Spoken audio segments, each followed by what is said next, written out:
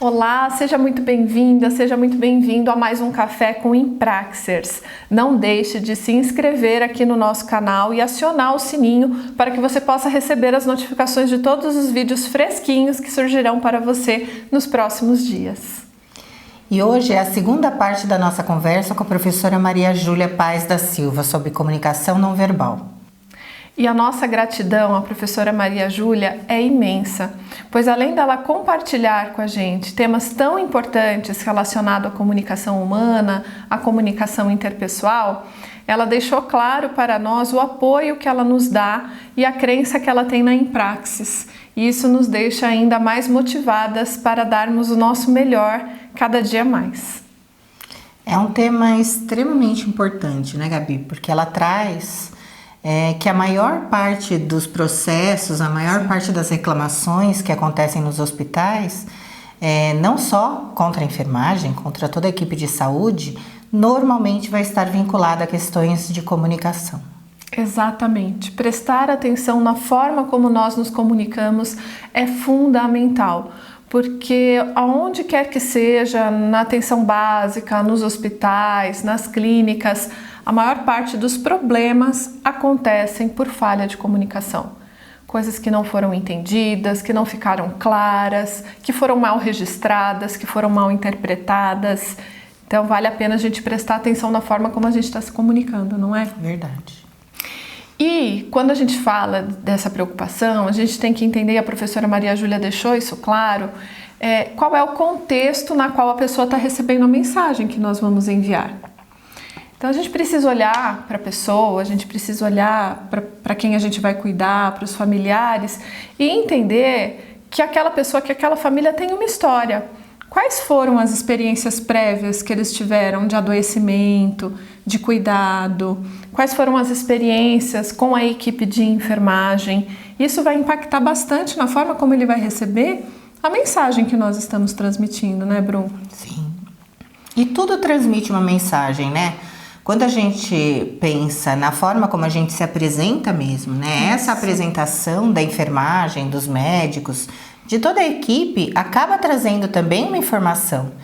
Eu brinco muito com os alunos quando a gente vai para campo de estágio, de dizer, olha, passa uma maquiagem, né? Arruma o seu cabelo, né? Porque o paciente já tem problemas demais, né? Para ter mais você como problema ali, achar que você vai cair em cima dele. Exatamente. Então, prender o cabelo, se for fazer um coque, é um coque de bailarina, não de maritaca, né? Uma tudo coisa, espetado.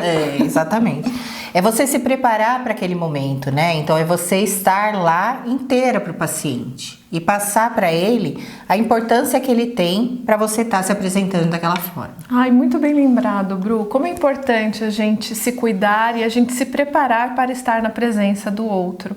Na forma como a gente se veste, na forma como a gente se arruma, na forma como a gente se expressa e na forma como a gente fala. Porque encontrar alguém que vai cuidar da gente falando errado é assustador, né? Exatamente. Então, se a gente tem algum problema em relação ao uso da nossa língua portuguesa, é muito importante que a gente busque superar os nossos desafios para que a gente possa falar de forma a passar segurança para a pessoa para quem a gente está prestando o nosso cuidado, né, Bru? Verdade, Gabi. Outra coisa que a Maria Júlia traz, que é importante, é a questão do vínculo. Né? Quando a gente olha para o paciente, né, essa linguagem do afeto vai fazer toda a diferença no nosso cuidado. Então, não que o cuidado, né, que o procedimento não seja importante, o procedimento é extremamente importante, mas ele não necessariamente todas as vezes precisa acontecer antes, né, de qualquer coisa. Exato. Né? A não ser que você esteja numa emergência, Sim. Não tem por que você não olhar para o paciente, você não tocar o paciente com afeto, para que ele saiba que você está olhando para ele na hora de fazer esse procedimento. Perfeito. Ela deixou claro que primeiro a gente cria vínculo. E como que a gente cria esse vínculo? Como a Bru falou pra gente, usando a linguagem do afeto, a linguagem dos sentimentos, que é a linguagem não verbal. E isso nos faz refletir bastante também. Primeiro a gente cria o vínculo e depois a gente faz o que a gente tem para fazer. Lógico, excetuando-se a questão da urgência. E mesmo assim ela vai explicar pra gente como que a gente pode utilizar o toque instrumental junto com o toque afetivo. Então a gente vai estar sempre se comunicando. Saboreie e aproveite essa segunda e última parte desta nossa conversa deliciosa e muito rica com a professora Maria Júlia Paz da Silva. Como que eu posso cuidar do outro mesmo se eu não estiver bem? Sabe que um dos motivos pelos quais eu amo a enfermagem é isso, assim, tem que ter um certo grau de loucura para querer estar do lado de quem não está bem, sabia? Porque você fala com tanta gente simpática por aí, inteligente e saudável, eu escolhi estar do lado de quem não está firme. Aliás, o nosso nome vem disso, né? A Florence disse, a enfermagem, será chamada enfermagem essa profissão de pessoas que ficarão do lado de quem não está firme. Por isso, a enfermagem. Então, eu não posso me esquecer da minha escolha como a razão básica para eu fazer e assumir a postura necessária. Porque eu acho que agir como exemplo é o melhor jeito de ajudar. É quando eu me disponho a ser o meu melhor, eu já estou ajudando. Eu já estou ajudando quando eu faço isso, porque significa eu estou te oferecendo o meu melhor, que pena que eu não posso te oferecer mais.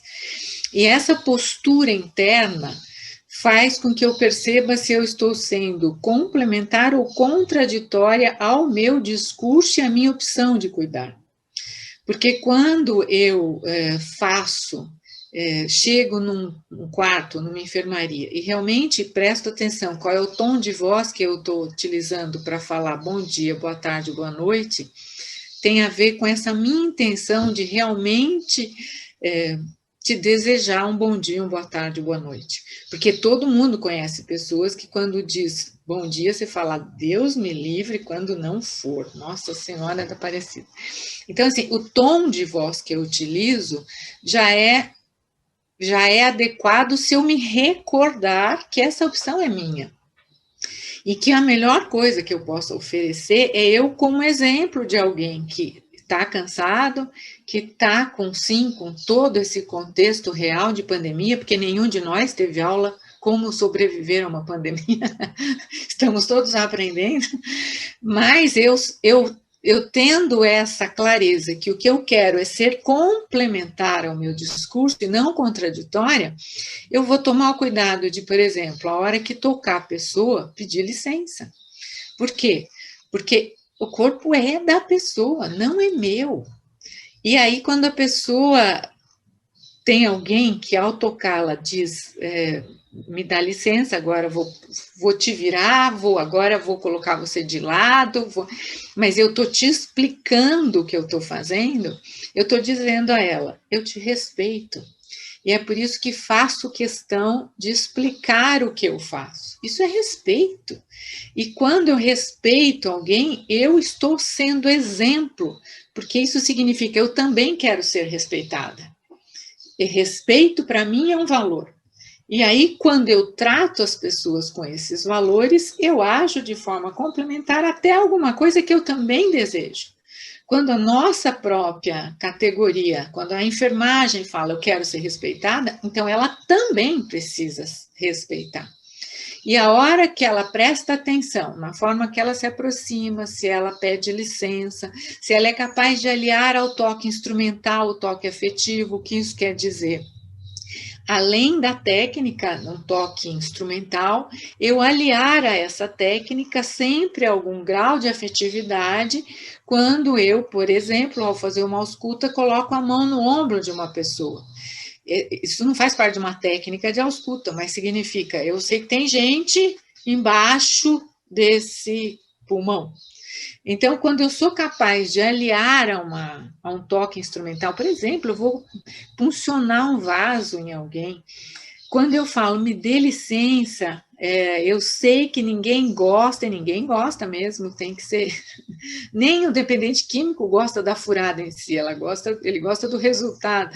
Eu sinto muito ter que provocar algum grau de dor, mas é para o seu bem... Eu estou explicando o que eu faço, eu estou agindo de forma complementar.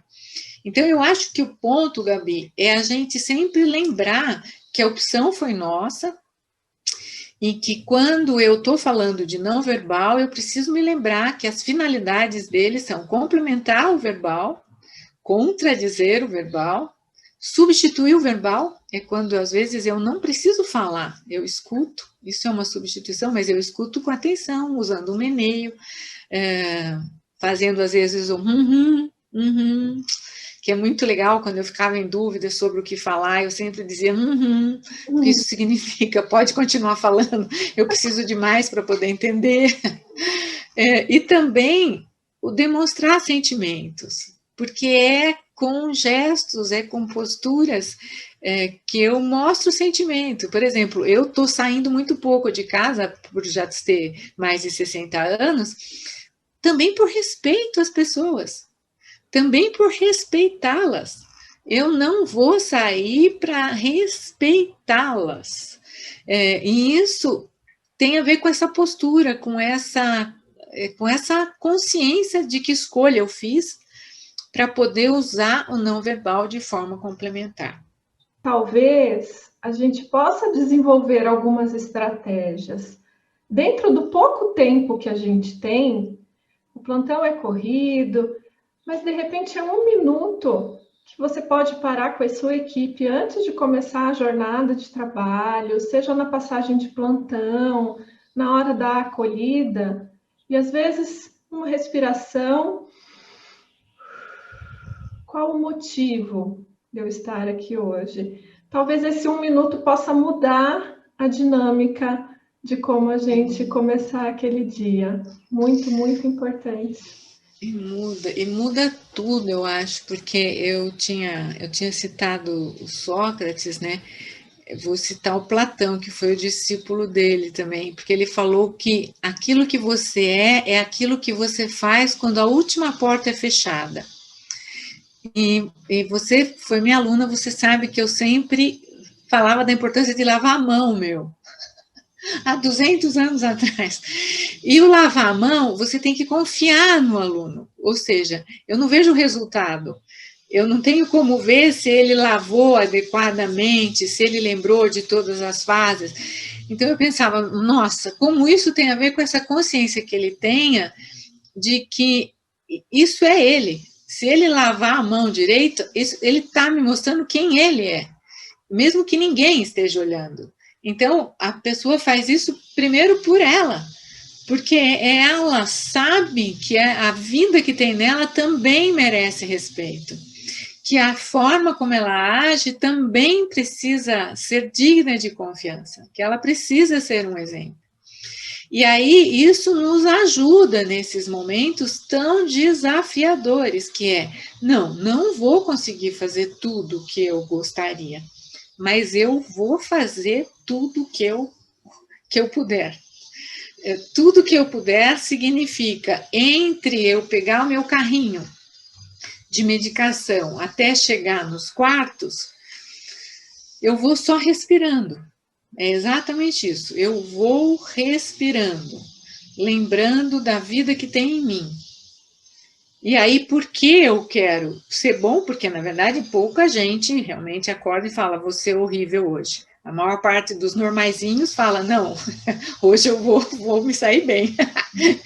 Então, para você se sair bem, você vai se preparando nesse caminho até chegar no quarto, porque aí você fala, sou eu, né? Eu que juro que vou fazer o meu melhor.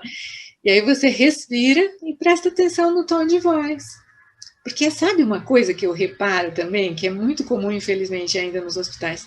As pessoas esquecem que não é porque a porta está fechada que você não escuta o que está acontecendo no corredor. E às vezes eu via muito isso, a pessoa está batendo na porta para entrar, o que está correto, está certo também, dá licença, mas ela está berrando com a colega, traz a coca para mim também. E o infeliz que está acordando, ou que estava distraído, ou que está com dor, ou que, enfim, que traz a coca para mim também, né? Assim, tenha dó, eu estou aqui, não estou no meu melhor. Então, eu preciso me lembrar que isso tudo é uma escolha minha antes. Isso ajuda muito a você querer se aprimorar nos seus gestos. E aí prestar atenção para não bater a porta, para fechar a porta, para não só pedir licença quando abre ou fecha a porta, mas quando toca o paciente, porque aí é o corpo dele. Então sou eu que quero aprimorar, porque eu estou aprimorando a vida que há em mim. E aí eu sou capaz de ajudar o outro a aprimorar a vida que há nele também, né? Mas é aquela coisa óbvia, se eu não tiver em mim, eu não tenho nos outros, né? Então, olha, eu estou entendendo assim. Eu preciso lembrar do motivo que eu estou aqui. Eu preciso ter respeito com a vida, a começar da minha. E tomando consciência, fazer esse exercício constante. É como se a gente não deixa a vida me levar, a vida leva eu, não fosse um bom caminho. Mas quem eu sou, que respeito que eu mereço, como que eu vou respeitar o outro, para quem eu vou prestar um cuidado. E a gente escolheu cuidar da vida, e é um cuidado que invade um espaço tão íntimo, né, da pessoa. E quando você fala, eu vou levar o carrinho e eu vou só respirando nesse trajeto, o tempo que você leva para carregar o carrinho é o mesmo. E você usou uma técnica de respiração, de tomada de consciência nesse mesmo tempo. Eu aprendi com você, não sei se você vai lembrar, que o mesmo tempo que a gente leva para verificar o pulso de uma pessoa, colocando a mão lá na frente, não sei se dá para ver aqui, e olhando no relógio aqui atrás, é o mesmo tempo que eu vou levar se eu me agachar ou pegar uma cadeira para sentar na mesma altura daquela pessoa, usar a mão que está o meu relógio, na verdade, vamos pensar no relógio agora, pensando nos cuidados aí de não contaminação, mas a forma como eu uso o espaço, que eu me aproximo, que eu uso o toque afetivo junto com o toque instrumental, é o mesmo 1 minuto, mas que faz toda a diferença. E talvez seja por isso que alguns pacientes olhem para a gente de um jeito diferente quando a gente age com essa consciência, ou se afastam de nós e deixam de dizer coisas importantes quando a gente age de um jeito diferente. Estou entendendo que são dicas preciosas que a gente pode trazer para o nosso dia a dia. É isso? Eu brinquei, mas é muito sério isso. Eu acho que as pessoas têm o direito de ser felizes. Nós. Então, para a gente ser feliz, a gente precisa ser o nosso melhor. Eu nunca vou ser feliz se eu não estiver em paz com as coisas que eu faço. Então, eu colocar amorosidade, consciência no que eu faço, me permite até aceitar algumas coisas da música do Zeca Pagodinho, Deixa a Vida Me Levar. Deixa a vida me levar com consciência. Aí você pode aproveitar o fluxo da vida. Né? Assim, se eu tiver consciência, por exemplo, eu juro que eu não me lembro de ter escolhido viver na pandemia. Se eu assinei isso em alguma letra pequenininha, eu não prestei atenção. Mas eu tô. O fato é esse, eu tô. Se eu tô, então vou fazer isso com consciência, porque eu vou sair disso com aprendizado. Então eu posso até, para não, só para o pessoal não falar, você não gosta de samba? Não, eu gosto. Mas tem que ter consciência nesse dia a dia, porque aí eu também tenho flexibilidade. Senão a gente enrijece atrás de protocolos, mas é assim. Tem certeza, cara, que é assim? A mulher está dormindo, deixa ela dormir. Não é uma medicação de horário que vai fazer falta para o tratamento. É o contrário, é um ansiolítico, ela está dormindo. Não acorda ela, pelo amor de Deus. Então, é o que me faz ter flexibilidade no fluxo da vida. Mas para isso eu preciso da consciência. E só gosta de não verbal quem está afim de ter essa consciência no dia a dia. Senão se fala, dá muito trabalho mesmo. Mas acontece que eu acho que a gente merece isso. A gente merece. essa consciência. Certeza, com certeza. E aí, falando da pandemia, eu acredito sempre que a gente pode tirar um bem daquilo que de repente não parece ser algo bom, né? E é lógico que os desafios são imensos, mas os aprendizados, sem dúvida, daria outra conversa nossa só para falar dos aprendizados que a pandemia trouxe para a gente. Agora, pensando na comunicação não verbal, quais são as suas reflexões nesse momento em que nós precisamos usar máscara, às vezes junto o face shield, né? Os aventais, as luvas, e o que sobra para eu olhar do outro? Muitas vezes eu nem escuto o que o outro está falando, porque eu tenho dificuldade de ouvir com aquele monte de aparato, né? E aí eu vejo que sobra o não verbal. Então, quem nunca parou para pensar sobre o não verbal, agora não tem como. O que você tem visto, tem aprendido? O que a pandemia e todos esses aparatos que a gente tem que usar pode trazer de aprendizado para a gente? Nossa, eu desejo que todo mundo que esteja nos ouvindo, Gabi, tenha vida longa. Vida longa para poder contar para as gerações futuras todo esse aprendizado. Vou dar um passo atrás para falar que se tem uma coisa que se não ficou claro antes, agora ficou com a pandemia, é que a realidade emerge dos relacionamentos. Você não consegue prever nada, porque depende do comportamento de cada um. Depende da postura de cada um. Depende do gesto de lavar a mão de cada um. Depende do gesto de usar a máscara corretamente de cada um. Então, para quem não tinha entendido, tá aí o óbvio. A realidade emerge de relacionamentos. Se a pessoa que mora comigo, se a pessoa que trabalha no hospital, ao chegar em casa, não tomar todos os cuidados de higiene, é verdade, é um risco bem maior de alguém desenvolver Covid. Então, a primeira coisa, assim, é isso, cara, depende de todos e cada um de nós. Então, quem sabe tem que ensinar para quem não sabe. Quantas vezes for necessário para que a gente possa transformar essa realidade em algo que seja valorização da vida. Agora, além disso, é exatamente isso. Se você não está me ouvindo, você sente a delicadeza do meu toque.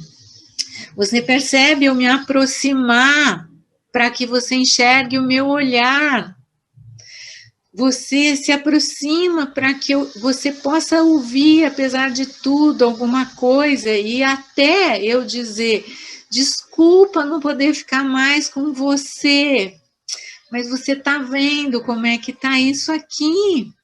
E essa simples frase vai fazer o outro falar, bah, ela se importa comigo, ela me pediu desculpas de não ficar perto de mim, porque ficar perto significa interesse.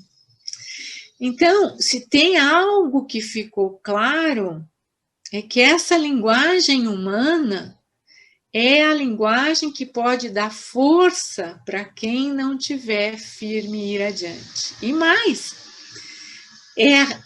quando a gente está sacando a importância do toque afetivo, porque está todo mundo louco para dar um abraço. Tá todo mundo falando, na hora que eu puder eu vou agarrar. Eu sou uma que eu falo, eu vou agarrar meia dúzia no mínimo, vou dar uns beijos em todo mundo. Então, claro que essa realidade está mostrando a importância do toque afetivo. Então, já que a gente está cuidando, por que a gente não vai aliar o toque instrumental ao afetivo? Por que eu não posso fazer? Eu vou ter que lavar a mão, cara, depois. Então, vai logo e faz logo um carinho nele. Faz um carinho, arruma o cabelo dele. Ninguém gosta, ninguém nasceu para ficar descabelado. Faz isso. Faz isso. Enquanto você fala, que pena que eu não posso ficar mais contigo, arruma o cabelo dele. Faz um carinho na mão. Arruma o lençol. Vê se não está muito frio, se o ar-condicionado não é em cima da cama dele, pergunta, quer que eu suba mais? Quer que eu suba mais o teu lençol? Você quer um cobertorzinho? Quanto tempo eu demorei para falar isso? 10 segundos? Ah, dá para fazer, dá para fazer. E às vezes, Gabi, eu fico até triste, porque eu acho que a maioria das pessoas é muito gente boa. A maioria que trabalha na área é muito gente boa. E ficam tão preocupadas com o que não conseguem fazer e se esquecem do que podem fazer. E é o não verbal, que pode fazer com que a pessoa se sinta fazendo muito. Muito. E depois dessa conversa deliciosa com a professora Maria Júlia, que a gente está aqui cheias de inspirações, é importante lembrar vocês de não deixar de acompanhar no nosso canal do YouTube todas as terças de Gotas de Excelência. Então, todas as terças-feiras nós teremos vídeos novos, inéditos, com gotas de pensamentos, reflexões, passagens de textos, de poemas, que sejam capazes de nos inspirar a sermos o nosso melhor sempre. E todas as quintas-feiras, o Café com Empraxers. Na próxima semana, discutiremos aleitamento materno. Esperamos você. Até lá!